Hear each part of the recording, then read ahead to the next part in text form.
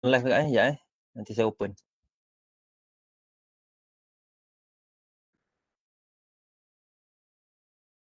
Okey, dah masuk dah. Sekejap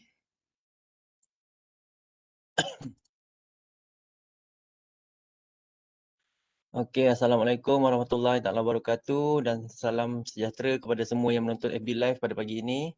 Lebih dulu saya wakil dari pihak Seksyen Pembangunan Bakat, Bahagian Semua Manusia Jabatan Pendaftar UTM Johor Bahru ingin mengucapkan selamat datang ke Facebook Live UTM TTC bagi menonton program siri kuliah penyelidikan siri 7 yang bertajuk Pengurusan Geran Antarabangsa.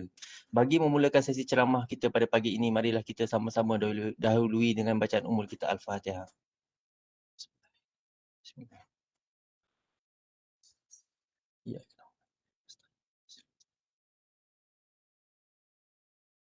Amin, amin ya rabbal alamin. Tanpa melengahkan masa, saya menjemput penceramah kita iaitu Puan Siti Rahimah binti Muhammad Yusof dari Pusat Pengurusan Penyelidikan UTM Johor Bahru untuk memberikan perkongsian ilmu kepada kita semua. Dengan ini segala hormatnya dipersilakan. Okey. Assalamualaikum warahmatullahi wabarakatuh dan selamat pagi. Terima kasih kepada Cik Hamzah. Saya kira saya kenal Cik Hamzah ni dah agak lama Cik Hamzah, daripada zaman Cik Hamzah uruskan attachment keluar negara lagi. So Ya, alhamdulillah betul Puan. kita jumpa dalam platform ni pada pagi ni. Okey, terima kasih atas jemputan. Okey, baiklah. Sama. Saya akan menyampaikan siri kuliah pendidikan berkaitan pengurusan geran antarabangsa. Saya harap suara saya dengar dengan jelas Cik Hamzah. Jelas. Boleh teruskan Puan. Okey, kalau tak jelas just inform saja. Alright. Alright. So, okey, terima kasih. Nama saya Siti Rahimah binti Muhammad Yusof. Saya daripada Unit Jaringan Industri dan Antarabangsa daripada Pusat Pengurusan Pendidikan UTM Johor Bahru. Alright. Sebelum saya meneruskan dengan kuliah kita pada pagi ini, nama dia, okey, tentang pengurusan geran antarabangsa, izinkan saya memperkenalkan mengenai Unit Jaringan Industri dan Antarabangsa. Unit ini ditubuhkan pada tahun 2020, Januari 2020, hasil gabungan daripada Unit Promosi dan Jaringan Industri (UPJ) yang diwujudkan beberapa tahun sebelum itu serta Unit Hubungan Antarabangsa yang diwujudkan pada tahun 2019. Okey, jadi sebab saya pun baru sertai RMC pada tahun 2019, jadi selepas few months saya di Unit Hubungan Antarabangsa, RMC telah decide bahawa perlu sinergikan UPJ dan UHA menjadi Unit Jaringan Industri dan Antarabangsa. Jadi apakah fungsi Unit Jaringan Industri dan Antarabangsa? Objektif utama adalah untuk membantu mencari peluang geran industri dan antarabangsa melalui aktiviti pencarian geran lah, kita panggil sebagai National, International and International Scouting activities and promotion. Okay, jadi kami dalam satu tim ni akan mencari peluang-peluang geran luar, industri, antarabangsa, national, kita akan promotekan, kita akan promosikan kepada penyidik UTM. Okay, seterusnya unit ini juga bertanggungjawab menguruskan inisiatif double tag reduction. Saya rasa saya tak perlu ulah lebih lanjut pasal DTD sebab minggu lepas Encik Farizal dah terangkan tentang DTD, bersatu teguh macam tu tajuk beliau. Okey, kemudian unit ini juga bertanggungjawab untuk membantu penyidik dalam urusan pre-award assistant. Maksudnya dari urusan permohonan sekiranya mereka perlu menyediakan dokumen sokongan untuk dihantar kepada penaja, berkomunikasi dengan pihak penaja dan lain-lain lah. Seterusnya post award assistant, bantuan yang diberikan kepada penyidik sekiranya mereka menerima geran tu pula. Yang terakhir ataupun seterusnya adalah registration in RADIS. Jadi seterusnya. Secara conclusion berikut ialah kita punya rantaian perkhidmatan. Kita bermula, Unit Jaringan Industri dan Antarabangsa bermula dengan mempromosi, mencari geran, peluang-peluang industri, antarabangsa, nasional. Kita promotekan, kita promosikan kepada penyidik UTM. Kemudian kita membuat engagement. Kita berhubung dengan penyidik, kita berhubung dengan penaja. Bagi mana kami perlu memahami dengan lebih mendalam mengenai garis panduan geran. Perlu mengetahui lebih lanjut, lebih mendalam tentang keperluan geran tersebut. Kami akan berhubung dengan penaja, kami akan menyampaikan maklumat tu kepada penyelidik yang yang interested untuk apply. Seterusnya, kami akan membantu dalam urusan documentation, permohonan grant itu sendiri dan juga penilaian bagi mana-mana grant yang memerlukan penilaian daripada di peringkat UTM itu sendiri. Seterusnya, consultation lah, perkhidmatan khidmat nasihat. KP akan bertanya-tanya, lepas dah dapat ataupun sebelum dapat, apa nak buat? Dah dapat, apa pula nak buat? Jadi keseluruhan kami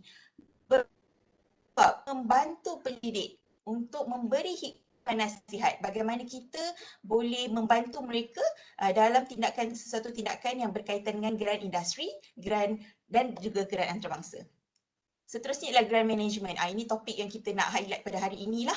Okay, ini adalah antara tugas utama di unit jaringan industri dan antarabangsa adalah pengurusan grant antarabangsa dan juga industri. Tapi saya hari ini akan tekankan pasal grant antarabangsa. Dan terakhirnya, kami juga bertanggungjawab, keseluruhan kami, semua ahli bertanggungjawab dalam penyediaan data universiti. MyMohes, Myra, atau data universiti, semua kami bertanggungjawab lah. Tapi of course lah kami dibantu mendapat sokongan penuh daripada pegawai data UTM, pegawai data RMC Puan Nur Fazilah. Terima kasih banyak. Okey, seterusnya ni adalah tim kami. Siapa di belakang unit jaringan industri dan antarabangsa? Of course lah RMC diketuai oleh Profesor Dr. Syukur Razak. Kemudian unit ini dipimpin oleh Associate Professor Dr. Abdul Halim Abdullah, Timbalan Pengarah, Puan Hartini Darsono sebagai Timbalan Pendaftar, serta operasinya diketuai oleh saya sendiri yang fokus kepada jaringan industri antarabangsa, serta dibantu oleh Encik Farizal, kita punya penceramah minggu lepas. Beliau fokus on jaringan industri, serta dibantu kuat oleh PTPO RMC. Puan Nur Razian serta Encik Muhammad Firdaus. Dua-dua ni memang orang kuat lah. Saya memang terhutang budi banyak lah kepada PTPO kita sebab tengok kita punya, kalau kita tengok tadi fungsi agak pelbagai kan, tapi inilah mereka-mereka yang bantu. Okey, seterusnya. Okey, sekejap saya dah tercepat pula. Okey, selain itu kita juga kami juga unit jaringan industri dan antarabangsa serta Research Management Center mendapat sokongan penuh daripada Fakulti Research Grand Champion. Ini adalah wajah-wajah Fakulti Research Grand Champion di fakulti anda, di fakulti masing-masing. Okey, kalau bisa kita boleh tengok kan ahlinya terdiri daripada lebih ramai di Fakulti Kejuruteraan. For obvious reason lah, sebab sekolah di Fakulti Kejuruteraan adalah lebih banyak daripada sekolah di fakulti lain. Jadi ahli Fakulti Research Grand Champion di Fakulti Kejuruteraan adalah lebih ramai. Okey, tugasan mereka, Profesor Doktor dalam kalangan FRGC ni, mereka adalah sebagai yang membantu kami dalam menghebahkan apa-apa maklumat daripada yang disampaikan oleh Research Management Center. Okay, jadi tanpa mereka kita pun susah juga nak reach faculty members kan, ahli fakulti. Jadi dengan mereka lah, atas bantuan mereka lah, atas sokongan mereka lah, maklumat-maklumat daripada RMC dapat disampaikan dengan baik di fakulti masing-masing. Jadi lepas ni ahli fakulti, kalau misalnya kata nak tahu peluang gerak antarabangsa yang sedang dibuka, bolehlah hubungi mana-mana mereka yang ada dalam slide saya ni. Okay, seterusnya. Kenapa penting? Kenapa penting gerak antarabangsa ni, Puan? Okey, jadi kan dia sebenarnya gerak antarabangsa ni memang bagi meningkatkan number of principal investigator. Kita panggil PI ataupun ketua penyelidik. Ketua penyelidik dekat UTM kita panggil, kalau misalnya kata ketua projek tu sebagai ketua penyidik, ketua projek, ketua program, macam itulah. Tapi ni bahasa Inggeris ni ialah principal investigator. Alright, PI ni. Kita memang perlu meningkatkan bilangan PI. Kita perlu meningkatkan jumlah penyelidik UTM yang mendapat geran antarabangsa. Kenapa? Nanti saya akan explain kemudian. Seterusnya adalah untuk meningkatkan jumlah dana diterima daripada luar. Okey. Seterusnya juga untuk mengekalkan status UTM sebagai universiti penyelidikan. For obvious reason lah. Kita ni perlu maintainkan kita punya RU status. Okey. Kita perlu maintainkan untuk untuk sustain kita punya dana, kita punya image dan sebagainya. Dan of course, kenapa pentingnya gerak antarabangsa? Kenapa pentingnya kita ni RMC cuba membantu untuk meningkatkan ataupun mencari peluang-peluang gerak luar ni adalah untuk keterlihatan UTM di pesada global. Okay, jadi kalau semakin ramai penyidik kita yang dapat geran antarabangsa, semakin ramai penyidik kita yang dapat bekerjasama dengan international partner, jadi lebih kukuhlah image UTM. Lebih maksudnya lebih branding kita lebih baik lah, insyaAllah. Alright. Dan terakhirnya kenapa penting? Mungkin terakhir dalam slide tadi, tapi boleh cari lebih banyak sebab, ada banyak sebab lah kenapa pentingnya geran antarabangsa ni kan. Okay. So untuk pengiktirafan kepada penyelidik itu sendiri, okay, untuk penilaian prestasi tahunan mereka, profesor doktor, dan juga untuk mengembangkan lagi jaringan kerjasama mereka. Okay, mungkin sebelum ni tak kenal, kita ada banyak cara kan nak dapatkan geran antarabangsa, tapi daripada satu geran antarabangsa, ada network tu akan lebih bercambah, akan lebih berkembang. So it's very important so that mungkin pada permulaan kita punya penyelidik adalah sebagai member, tapi akhirnya mungkin boleh lead satu projek because of this network ni. Alright? Okay, seterusnya. Kenapa penting kalau misalnya kata saya boleh tunjuk tadi, saya kata kenapa pentingnya geran antarabangsa. Kalau boleh saya kongsikan kat sini, prestasi tahun 2021. Kita dapat tengok terima kasih kepada Puan Nur Fazilah yang menyediakan data ini.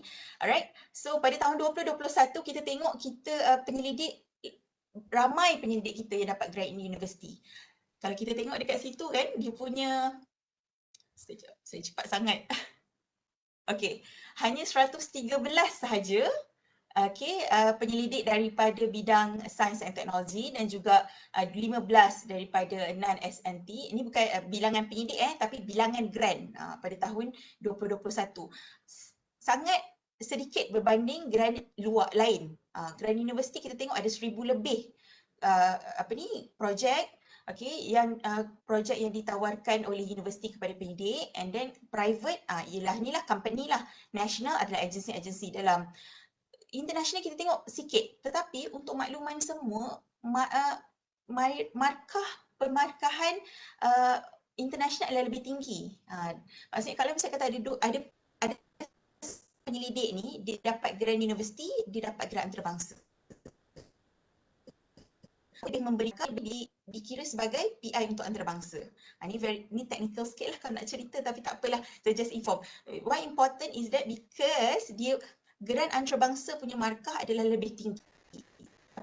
Kalau kita tengok kat sini, prestasi UTM ni kalau tengok dekat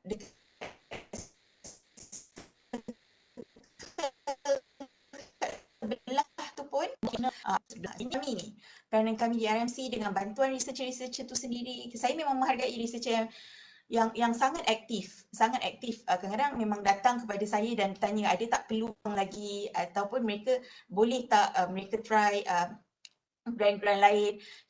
Kami sangat menghargai usaha yang sebeginilah, because we know that towards the end we help universities to achieve our RU status, to maintain our RU status, and of course to untuk bantu kita punya branding lah, seperti saya maklumkan tadi.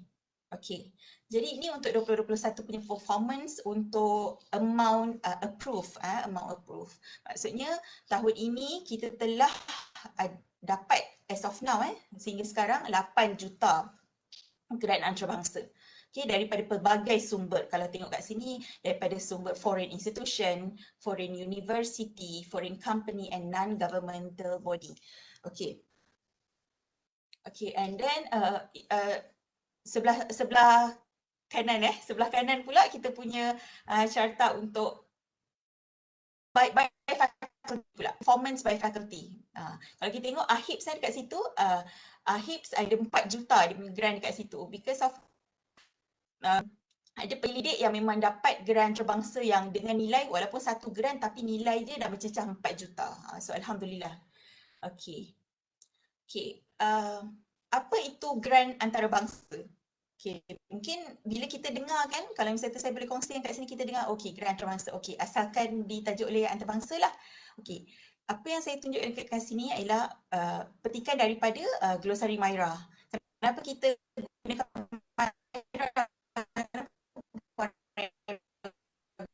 Myra, tak guna ODTM sendiri? Ada penting kan kita mengikut Glosari Myra lah.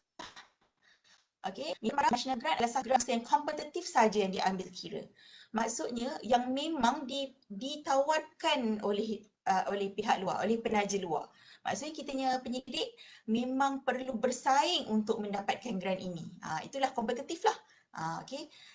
Kompetitif. Full time and part time. Maksudnya penyelidik full time pun boleh diambil kira, penyidik part time pun boleh diambil kira. Sekiranya mereka dapat grant antarabangsa, mereka juga akan dikira sebagai PI yang dapat grant lah.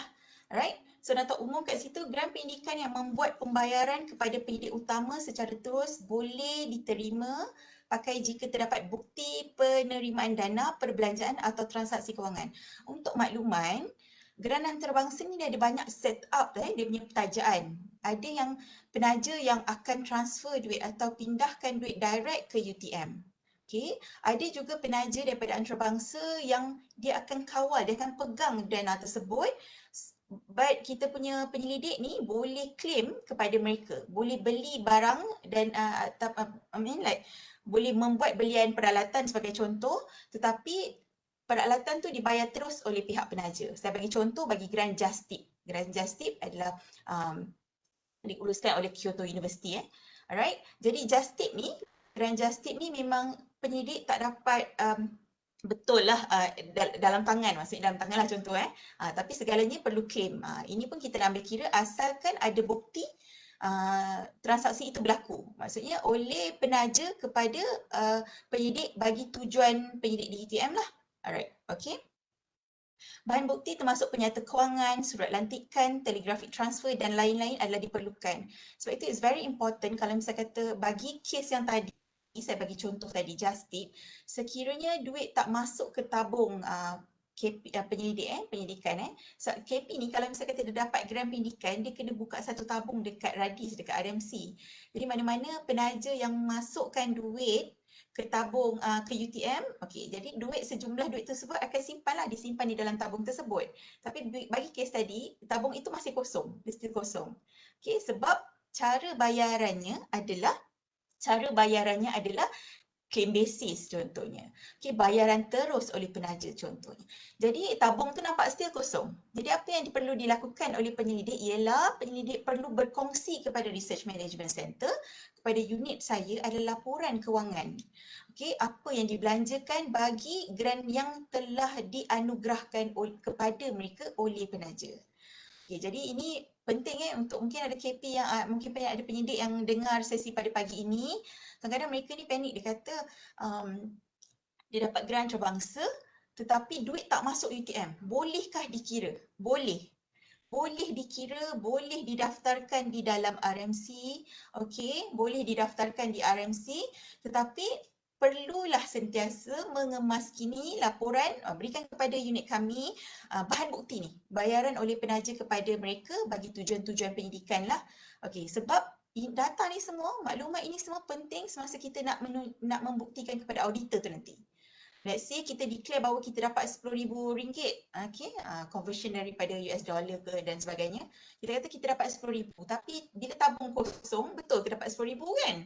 So inilah maksudnya melalui bukti-bukti pembayaran kepada penyelidik, melalui bayaran terus yang dibuat oleh penyelidik bagi salah satu nilai peralatan, so itu boleh diambil kira. Okey, seterusnya contoh grant antarabangsa tidak terhad kepada grant seperti yang disenaraikan dalam glossary. Grant MyPair, Grant JICA, United Nations, WHO dan sebagainya lah yang seperti mana tertulis. Kenapa saya lainkan grant MyPair? Untuk makluman penyidik kalau misalnya kata dan juga rakan-rakan yang sedang menonton lah. Grant MyPair ni adalah ditaja oleh kementerian dalam Malaysia. So kenapa Puan Rahimah sepatutnya tadi katanya mestilah ditaja oleh penaja luar. Tetapi grant MyPair ni special sebab ia adalah G2G punya agreement. Di mana bukan MyPair je, mungkin saya boleh sebut dekat sini macam MySIP dengan Spain contohnya. Alright. Jadi ada agreement antara Malaysia dengan that particular country. So dia kata okey, Malaysia biaya penyelidik Malaysia, mereka biaya penyelidik mereka. So kita anggap ini adalah sebuah grant antarabangsa. Sebab dia pun kompetitif, bukan senang nak dapat kan? Sebab dia tengok dia akan menilai proposal yang disediakan oleh dua pihak ni tadi, dua buah negara ni tadi. Okey. So lain-lain contoh contoh lain saya nak bagi kat sini, mungkin kalau misalnya kata thinking of geran antarabangsa mestilah daripada luar negara, mestilah daripada bukan daripada Malaysia. Tapi bagaimana kalau misalnya kata ada penaja dari yang multinational company di Malaysia, multinational company contohnya macam Honda, okey. Dah jelas disebut contohnya. Okey, Honda Malaysia yang berikan surat kepada penyelidik UTM mengatakan penyelidik kita dapat. Misalnya, kita akan tengok award letter. Kalau award letter tu mengatakan bahawa dana tersebut ditaja oleh Honda Jepun sebagai contoh, kita boleh ambil kira sebagai geran antarabangsa. Tapi kita kena tengoklah betul-betul lah sumbernya. Baik itu kalau misalnya TKP selalu datang kepada kita, ini geran antarabangsa atau sebaliknya, kita akan tengok proposal, kita akan tengok award letter. Okey, seterusnya. Apa lagi ni grant antarabangsa ni Puan Rima, apa lagi dia punya definisi atau ciri-ciri? Okay, grant funded by foreign government, foreign university, foreign companies and association. Lepas tu UTM researchers ni sebagai principal investigator, sebagai ketua penyidik. Okay, ataupun mereka adalah collaborator kepada satu projek luar negara tetapi mereka ni dilantik sebagai yang boleh mengawal ataupun sebagai ketua penyidik di UTM. Okay, sebagai contoh projek itu penyelidik di Jepun yang dapat. Tapi dia melantik salah satu penyelidik di UTM sebagai collaborator yang boleh mengawal apa-apa aktiviti di UTM. So kita adalah lantikan, mereka dilantik sebagai PI di UTM. So kita akan anggap penyelidik kita adalah ketua penyidik lah. Okay. And then kita punya penyelidik ni ciri-ciri nak diangkat sebagai geran antarabangsa lah, penyelidik kita ada tanggungjawab bertanggungjawab untuk mengawal dana. Maksudnya macam kes tadi kan, saya ambil contoh lagi sekali Just Tip tadi, walaupun duit itu mereka tak boleh nak kawal, tak nak pegang, mereka tak nak belanja sendiri, tetapi segala pembelian ataupun segala peralatan yang nak dibeli itu mereka yang propose. Saya nak beli A, B, C dan mereka akan hantar quotation, mereka segala-galanya dibuat oleh penyidik UTM. Contohnya mereka nak travel, mereka akan minta mereka claim balik daripada penaja dan sebagainya. So maksudnya ada kawalan di situ, itu maksudnya. Sekiranya penyidik UTM adalah hanya semata-mata sebagai ahli projek, maksudnya bantulah buat report, bantu buat kajian di Malaysia dan sebagainya tanpa surat lantikan sebagai penyelidik, ketua penyidik di UTM, tanpa kawalan dana. So boleh lagi mendaftarkan grant di Radis, tapi type of grant yang boleh didaftarkan di Radis ialah networking grant. Okay. Terakhir dia untuk grant berapa minimum grant. Ada yang dapat 3,000. Dapat grant antarabangsa ni bukan senang kita nak convincekan pihak luar, penaja luar. Okay. Penaja luar mungkin nak gerak berapa mereka nak transfer kepada kita, bukan mudah. Jadi sekiranya amount tu, if let's say saya saya letak je contoh 3,000, masih lagi boleh dianggap sebagai grant antarabangsa. Tetapi dalam markah MYRA minimum 5,000. Saya tak nak ulas lanjut pasal tu lah. Okay, tapi whatever it is, kalau misalnya kata penyelidik ada dapat grant daripada pihak luar, daripada luar negara dengan nilai berapa pun, boleh selalu refer kepada RMC dan tanya apakah ini boleh diangkat sebagai grant antarabangsa. Okay, bagaimana dapat grant antarabangsa ni, Rahimah? It's very important, penting, boleh bantu MYRA, tapi apa caranya? Okay, caranya memanglah untuk melalui banyak cara lah, especially own initiative. Ramai sebenarnya penyelidik yang dapat grant antarabangsa, sebab wujud pun di unit jaringan industri antarabangsa pun ramai dah penyelidik yang dapat grant antarabangsa atas usaha kerja keras sendiri. Okay, atas usaha kerja keras sendiri ada. So melalui partnership sebagai contoh, kita ada kerjasama UTM dengan Universitas Gajah Mada. Saya bagi contoh saja. So partnership sedia ada ni, mereka bekerjasama, mereka plan untuk pendidikan bersama.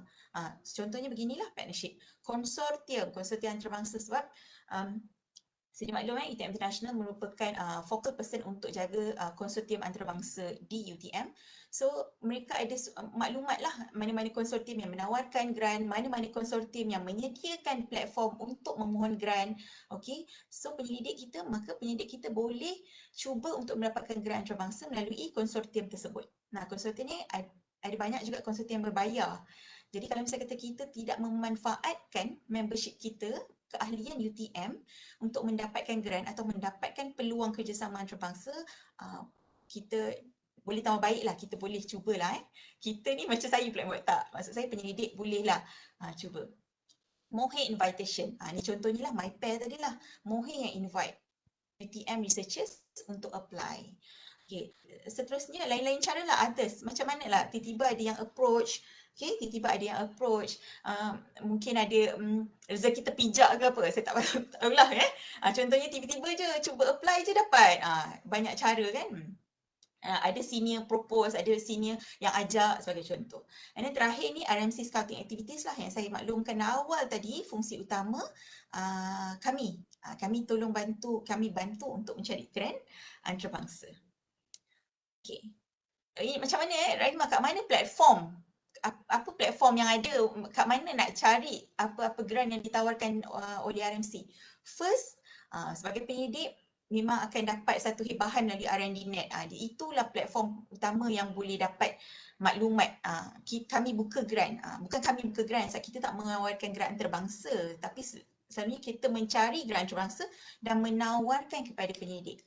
So that kita akan gunakan R&D.net tu untuk membuat hibahan. Okay, jadi kalau misalkan ada penyelidik dekat sini yang dengar, masih lagi tak pernah dapat pun R&D.net. Sebab semalam kita ada talk, ada juga penyelidik yang baru join UTM. So, saya khawatir mungkin ada yang tak dapat masuk atau tak pernah terima R&D.net punya email, rmc-rnd-net-group ni.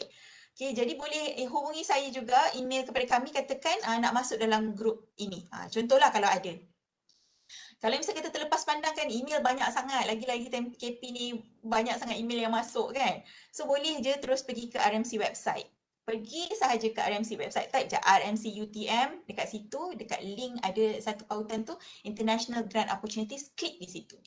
Bila dia klik dekat situ, semuanya akan di transfer, akan dihantar ke page ni lah. Ini page yang dibangunkan untuk mengumpul, meletakkan semua-semua promosi yang masih ada Kalau tengok sikitnya, macam bulan Januari tak ada ke macam tu contohnya.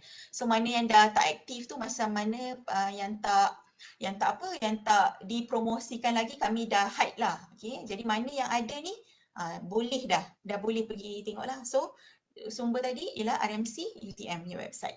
Seterusnya, berminatlah dengan sesuatu grant, terus isi show interest form. Setiap grant tu kita akan ada sediakan satu link, isi je link tersebut. Nyatakan grant apa yang Profesor Doktor minat. So nanti kami akan menghubungi dengan memaklumkan, memberikan dengan application form, application document. Sometimes ada grant yang buat talk kan. Jadi kita akan sampaikan maklumat talk tersebut. Kita akan maklumkan bahawa ada talk pada sekian tarikh. Jadi kita memang invite. Kalau boleh saya kongsi ini adalah aktiviti scouting kita pada tahun lepas.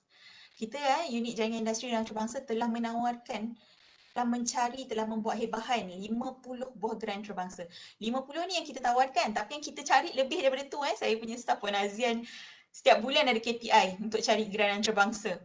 Jadi kita ada banyak. Bila dah cari itu, nanti pegawai saya lah, kita akan tengok pula sesuai tak tidak dengan UTM ni, sesuai tak dengan Malaysia. Sebagai contoh, ada banyak grant antarabangsa tidak sesuai pula ditawarkan oleh penyelidik di Malaysia. Contohnya ada beberapa negara yang sedang membangun, negara-negara fokus lah, jadi tak sesuai. Jadi daripada banyak-banyak yang kita cari tadi, 50 yang ditawarkan tahun lepas, 406 interest yang kita nampak, tapi dan daripada 406 tu ada 117 lah. Maksudnya di sini ada ramai penyelidik juga yang buat interest yang berkali-kali. Contohnya minat dengan beberapa jenis grant. So daripada 50 tu, daripada 117 researcher yang apply ni, yang mohon ni, cuma 19 sahaja penyelidik yang berjaya. Surprise kan? Macam ramainya mohon, ramainya berminat, tapi hanya 19. Not that easy lah, macam saya kata.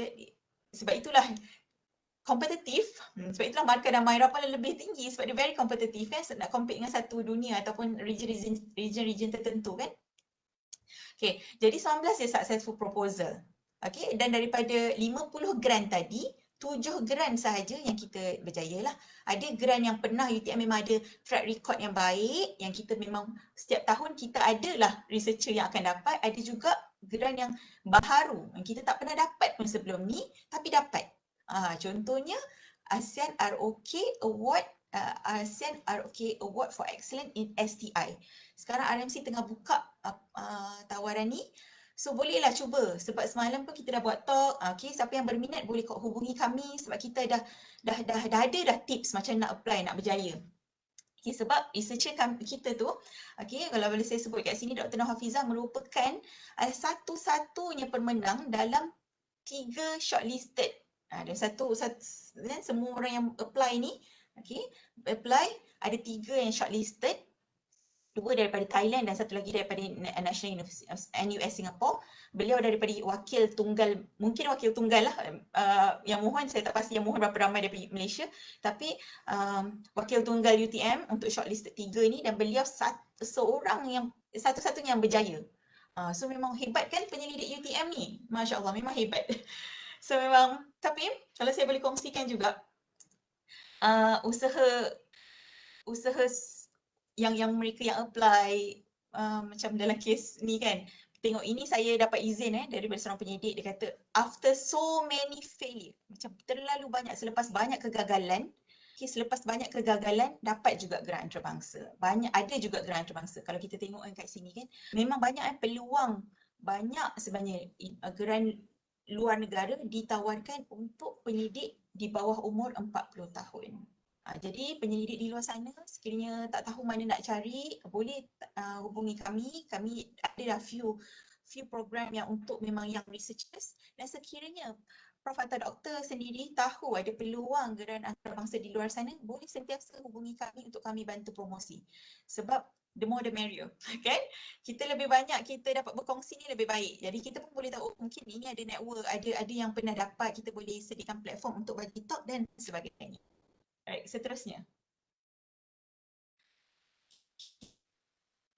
Sudah 11.30. Events in July. Ini semalam kita ada buat satu talk. Dr. Nur Hafizah merupakan pemenang bagi ASEAN ROK Award for Excellence in 2020. So, especially daripada researcher yang graduate daripada Korea University. Beliau bukan daripada Korea University, tapi ada 2 kategori lah. Satu boleh you are Korea University punya graduate, dan satu lagi tak ada, bukan graduate daripada Korea. Okay. Saya pun ucapkan terima kasih kepada pihak mendaftar. Semalam saya ada minta data siapa penyidik yang graduan daripada Korea. Saya dah dapat datanya, sebab kita ni nak promote kepada mereka. Kita nak ajak researcher ni untuk apply grant ni. So manalah tahu kan, sebab kita dah ada pemenang tahun lepas. So manalah tahu ada rezeki UTM lagi, kita menang lagi. Alright, so sebelum ni UTM dah dapat grant ini. Okay, so seterusnya pada Khamis ini pun kita dekat situ pun bagi tahun 20 program ini pada tahun 2020, daripada 3 pemenang, 2 ialah penyelidik UTM. Hebat kan penyelidik UTM? 2 adalah penyelidik UTM, iaitu Dr. Rosita dan juga Dr. Goh.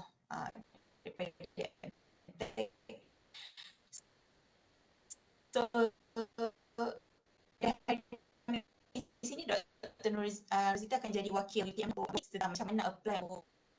Okay, selain wanita. Jadi boleh attend talk tu.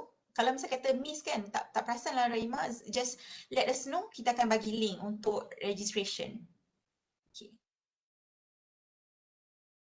Okay, inilah sebenarnya kan tajuknya, grant management, pengurusan grant. Okay, pengurusan grant, tapi dah cakap banyak pasal mukadimah pasal grant antarabangsa, sebab rasa mungkin ramai lagi yang penting dan sebagainya. So, pengurusan grant sepatutnya memang diuruskan di dalam sistem RADIS. Okay, di dalam sistem RADIS. Website RADIS dekat situlah boleh tengok, type je RADIS UTM, so boleh keluar.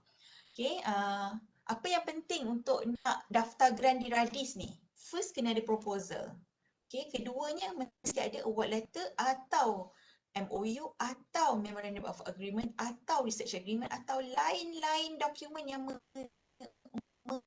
membuktikan satu anugerah tu telah diberikan kepada penyidik UTM.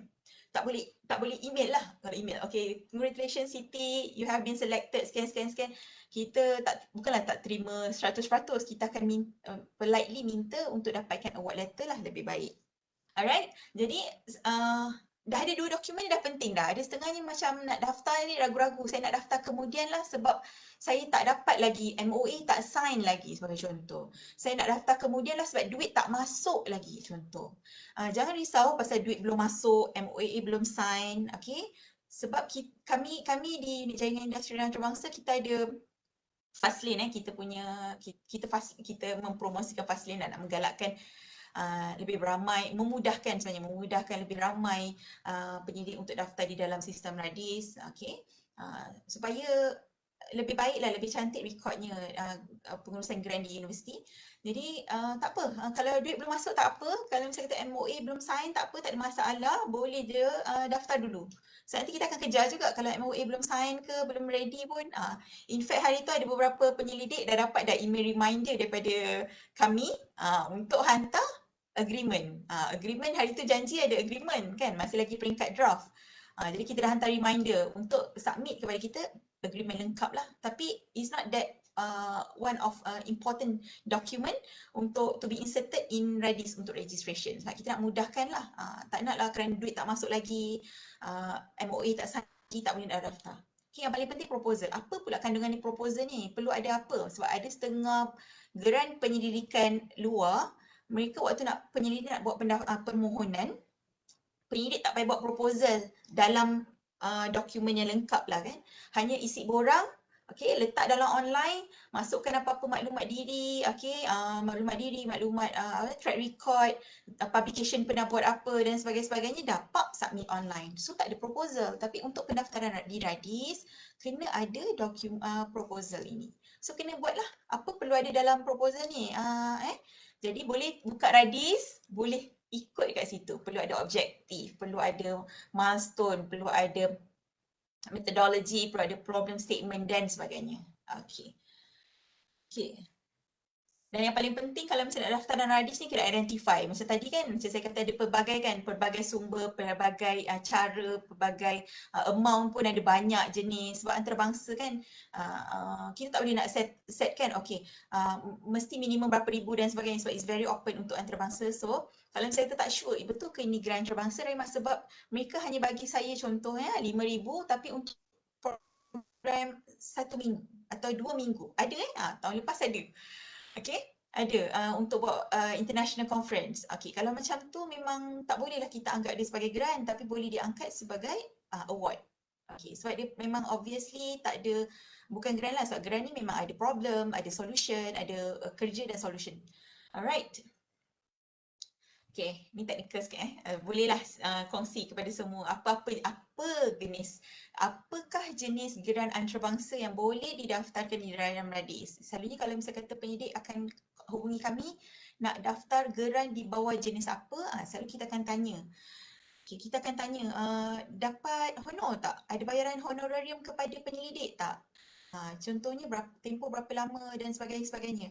Okay, jadi untuk jenis kontrak, okay, dia punya ciri-ciri mestilah penyelidik itu dibayar honorarium oleh penaja.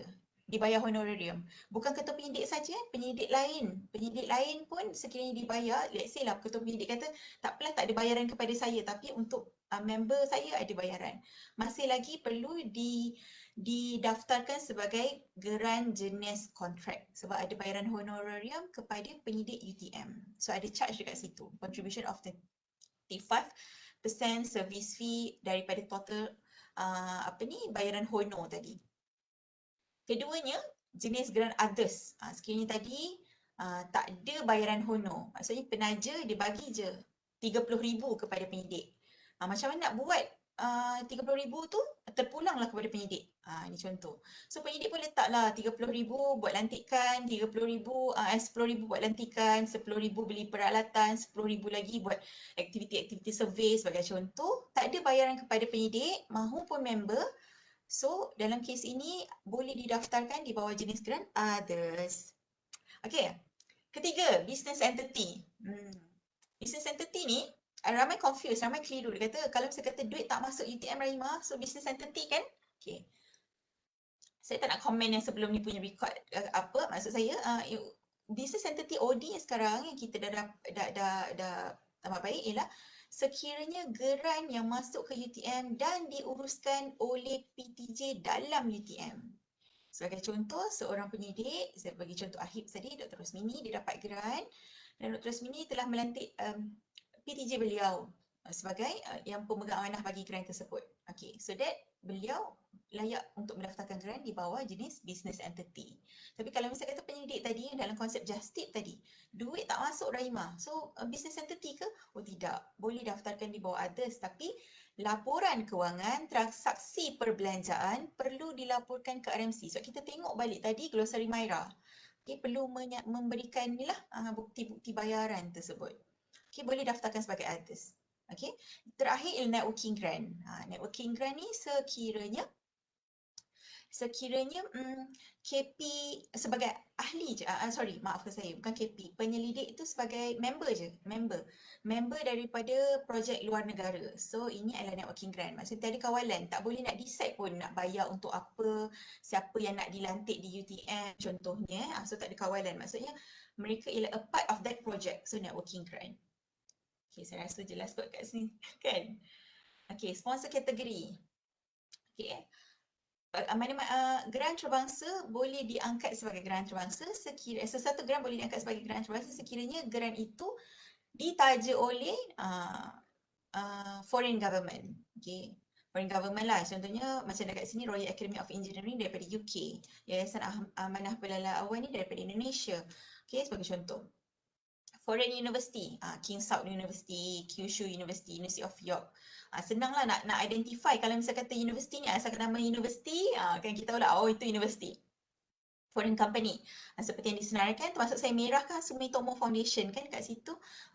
Semua foundation ni kita anggap sebagai foreign company because of dia adalah dilahirkan atau dibangunkan daripada syarikat Sumitomo tu sendiri. So, sebab itulah sebelum nak identify kategori penaja ni, kita akan tengok balik susur galur penaja tu. Macam tu. Alright, sekiranya penyidik nak daftar geran dalam radis tapi nama penaja tu tak ada. Contohnya syarikat selalu berlaku kalau geran industri lah kalau dia main daftar je, contohnya dapat tajaan daripada Jalin, saya sebut je lah Jalin, tapi Jalin tak ada dalam radis, so dia pun pilih lah Cap Kipas Udang ke Hub House kan sebagai penaja. Tak boleh, boleh sebenarnya refer terus kepada kami, boleh cakap boleh wujudkan record nama penaja saya ni, so that tak adalah kita akan revert sebab di fast lane ni kita nak mengurangkan, kita nak minimizekan bila daftar kena tendang. Bila daftar bukan tendang sebab apa, kita patah balik sebab recordnya tak lengkap. So untuk mengurangkan tindakan itu berlaku, so sebelum nak daftar betul-betul submit tu, pastikan semua maklumat tu dah ada. Memang kenalah dengan proposal, dah kena dah dengan apa yang ada dalam radis. Ni saya bagi contoh je lah. So foreign association seperti yang saya nyatakan kat situ lah, IHA ni. Alright. Okay, grant management. Okay, ramai confused kan nak cari siapa sebab dekat dalam RMC untuk makluman semua, saya rasa memang Puan Hartini dah maklumkan, Cik Zurida dah maklumkan, mereka ada research manager, unit project ada research manager. Okay, tapi kenapa pula nak bila antarabangsa kena cari saya contohnya, kena cari saya atau Azian contohnya. Jadi memang inilah kita nak bantu, nak mempercepatkan pendaftaran geran antarabangsa dan industri sebab kita ni liaise dengan penaja luar. Reasonnya kita ni liaise dengan penaja luar. Kita kena pastikan bahawa kalau misalnya kata geran tu dah didaftarkan awal, transfer duit pun mungkin cepat, keluarkan invoice ke apa, saya bagi contoh je lah. Jadi that's why lah pada peringkat awal sebelum pendaftaran tu memang perlu jumpa saya. Boleh je contact research manager masing-masing untuk mendapatkan nasihat. Contohnya baru dapat grant, mungkin nak identify dulu. Ini grant antarabangsa ke? Ini grant apa kan? Jadi boleh rujuk research manager kalau misalnya kata tak pasti lagi nak rujuk siapa. Tapi kalau misalnya kata memang dah tahu unit jaringan industri dan antarabangsa yang buat, boleh sahaja terus hubungi kami. So kita akan explain, oh ini jenis grant apa yang sesuai. Perlu pilih kategori penaja apa dan sebagainya. Okay, jadi inilah grant management yang saya nak explain dekat sini. Pengurusannya di bawah siapa, ini siapa buat dan sebagainya. Ini slide ni So untuk unit jaringan industri antarabangsa bertanggungjawab untuk mempromosikan grant, untuk membuat pendaftaran grant. Okey, tapi memang kita maklumlah ramai KP juga yang buat permohonan sendiri. Macam tadi kan kita ada slide tadi, own initiative. Maksudnya sendiri apply. Tak rasalah mesti melalui RMC, tidak. Sebab kebanyakan grant antarabangsa ni ada satu peringkat di mana tak perlu melalui wakil universiti. Boleh apply direct. So mungkin KP pun apply direct. Pendek apply direct lah, mohon direct kepada penaja, tak ada masalah. Sebab nanti kita still akan dapat makluman lah, mereka apply grant, mereka mohon grant, mereka tahu tentang grant. Tapi kami amat-amat mengalu-alukan lah sekiranya tak pasti kan nak apply grant ni. Tapi tak tahu ni sign by siapa, dokumen ni siapa yang boleh dapatkan dan sebagainya. So kita boleh bantu. Tapi kalau misalnya kata form tu, kebanyakan memang ada kata, ada juga case di mana tolong isikan few column or a few question. Ada question tu yang memang macam ni boleh dapat ni di sumber-sumber di tempat-tempat lain ni. Macam tu lah. Okay. So post award maksudnya selepas dapat grant tu masih lagi berhubung dengan kami sekiranya perlu nak draft agreement especially yang melibatkan kewangan. Okay, documentation, let's say dah dapat award letter tu pula ada pula dokumen yang perlu sign, perlu wakil universiti. Boleh tak sure nak minta siapa? Boleh je dapatkan nasihat kami. Kemudian funding disbursement. Okay, pihak penaja dah nak transfer duit ni macam mana? Nak invoice ke dan sebagainya? Memang boleh hubungi kami sebab kami pun memang mendapat sokongan penuh daripada unit kewangan RMC untuk membantu melancarkan proses-proses untuk grant industri dan antarabangsa. Seterusnya grant registration. Ini pun masih jumpa kami ni lagi. Okay, selalunya kita dengar je, kami dengar je ada orang dapat grant antarabangsa kan. Kalau kami tak dengar tu memang kami tak boleh lah nak email mereka kan.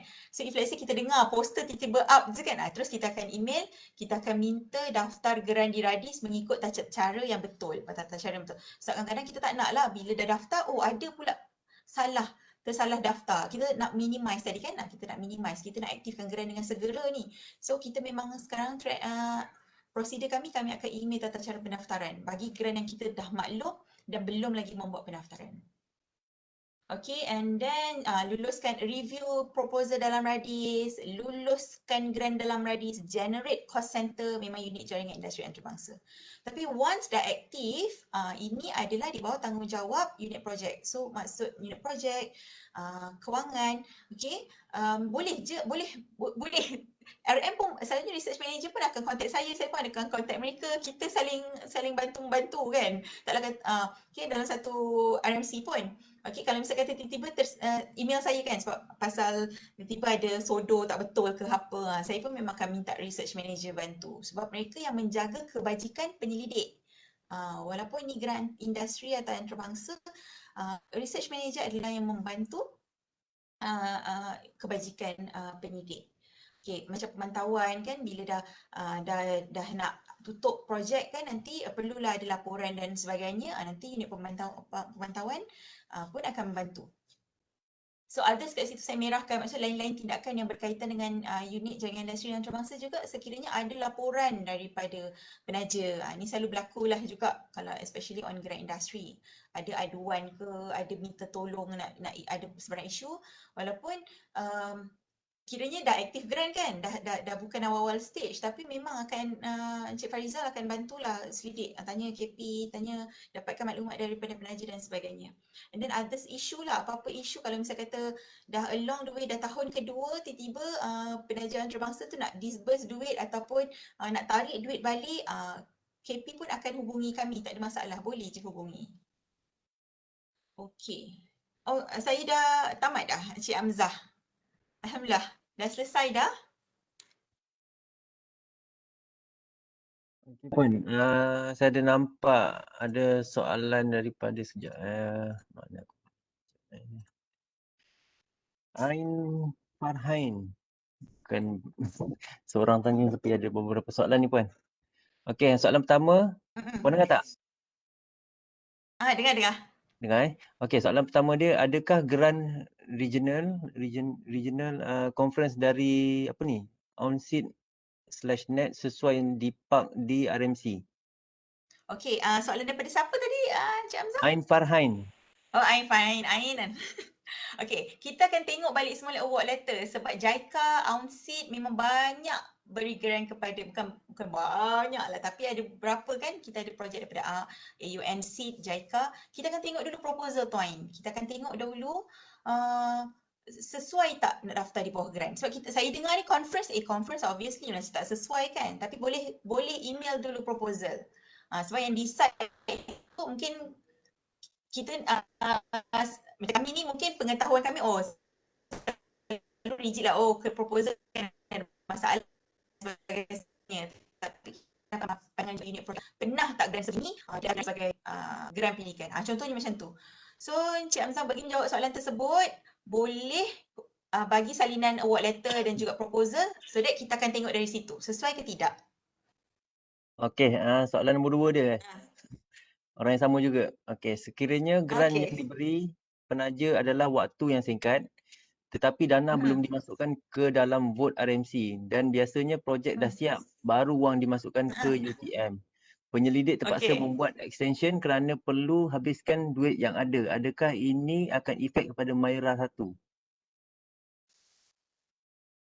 Saya rasa kan asalkan ada project extension, sebab macam ni, grant antarabangsa ni dia selalunya kita akan selalu kata dapatkan kelulusan penaja kalau misalnya kata nak extend. Saya fahamlah macam mana grant tempoh pendek, duit tak dapat lagi kan. Mestilah kita perlukan hak kita perlukan duit tersebut. So kita terpaksalah extend grant. Bila extend grant, first thing first dapatkan kebenaran penaja untuk extend grant. Sebab dalam award letter tadi dah tulis dah, grant ini perlu daripada tarikh sekian sehingga tarikh sekian. Tapi bila berlaku kejadian begini, dapatkan extension tu, perlu dapat kebenaran. Itu satu. Mungkin Ain dah berpengalaman hal ni, tapi tak apa saya kongsikan. Maksudnya, kalau penyidik lain pun, if let's say, tak dapat nak completekan, nak mohon kat RMC,